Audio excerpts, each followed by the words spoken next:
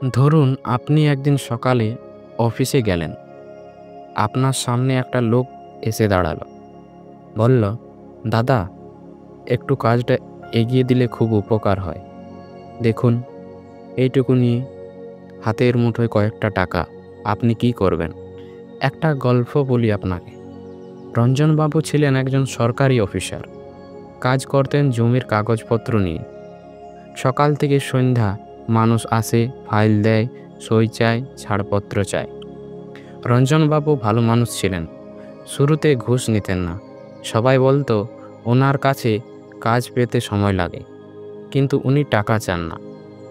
কিন্তু একদিন এক বন্ধু বলল, তুই পাগল নাকি? সবাই তো নেয়, তোকে কেউ মেডেল দেবে? একজন লোক 500 টাকা ধরিয়ে দিল। বলল, দাদা, একটু ফাইলটা এগিয়ে দিন তো।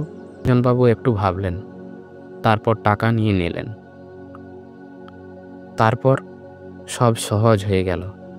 কোনো কাজ টাকা দিলে আগে, না দিলে পরে, বা ফাইল হারিয়ে যায়।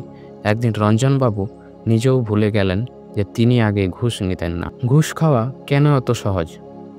কারণ ব্যবস্থা দুর্বল। ধরা পড়লেও শাস্তি হয় না।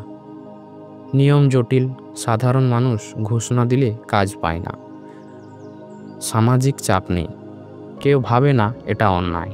লোভ, সবার কাজ করে দিচ্ছি, একটু বাড়তি আয় হোক না। কেউ প্রতিবাদ করে না, ফলে অভ্যাস হয়ে যায়। সব কিছু আমরা একা ঠিক করতে পারি না, কিন্তু নিজেকে ঠিক রাখা, সেটা তো পারি।